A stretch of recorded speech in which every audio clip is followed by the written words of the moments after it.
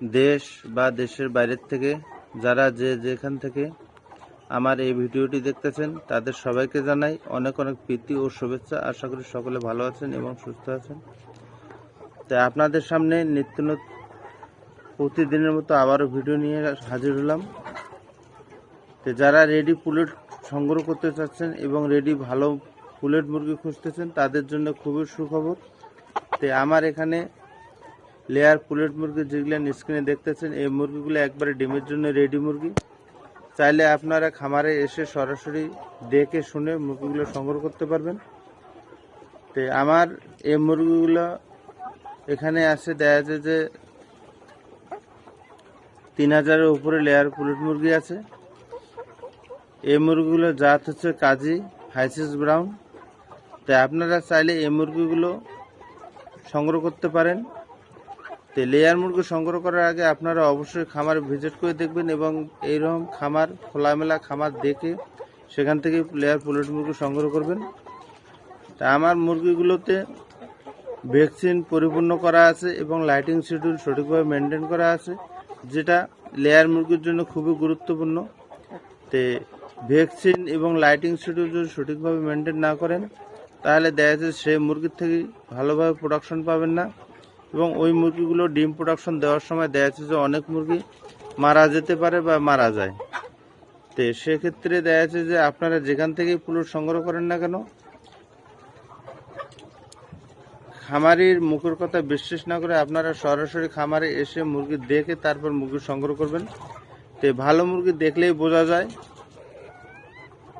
তো ভালো মুরগি চেনার কিছু উপায় আছে, যে মুরগিগুলো কিভাবে চিনবেন সে বিষয়ে আমি কিছু কথাবার্তা বলতেছি।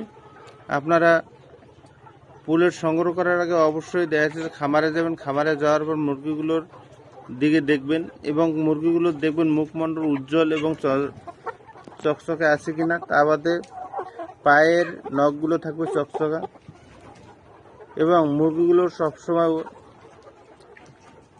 চঞ্চল এবং ঊর্ধ্বগামী থাকবে।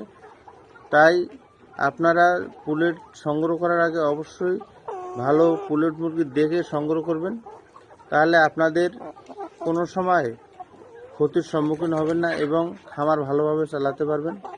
তাই আমার কাছ থেকে পুলেট সংগ্রহ করলে আপনারা একটা জিনিস পাবেন, সেটা হচ্ছে লাইফ টাইম সাপোর্ট পাবেন এবং এই মুরগিগুলো নিয়ে যাওয়ার পরে আপনাকে কী করতে হবে সে বিষয়গুলো আপনাকে আমি বলে দেব।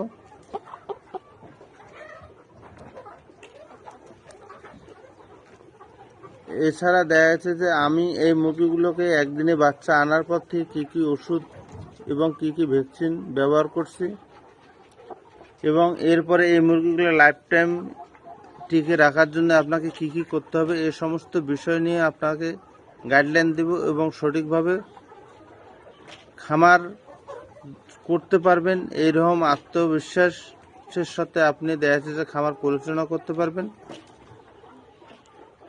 এছাড়া যদি আপনার কোনো প্রশ্ন থাকে বা কোনো কিছু জানার ইচ্ছা হয় আপনি কমেন্টে লিখে অবশ্যই জানাবেন। তাছাড়া আমার কাছ থেকে যারা পুলেট মুরগি সংগ্রহ করে তাদেরকে আমি দেখা যাচ্ছে যে নিত্যদিন যোগাযোগের জন্য দেখা যাচ্ছে যে আমার হোয়াটসঅ্যাপ নাম্বার দিয়ে দিই, যাতে যারা আমার পুলেট মুরগি সংগ্রহ করে তারা অতি তাড়াতাড়ি এবং যে কোনো সমস্যা হলে যাতে আমার সাথে সরাসরি যোগাযোগ করতে পারে সেই ব্যবস্থা করে দিই।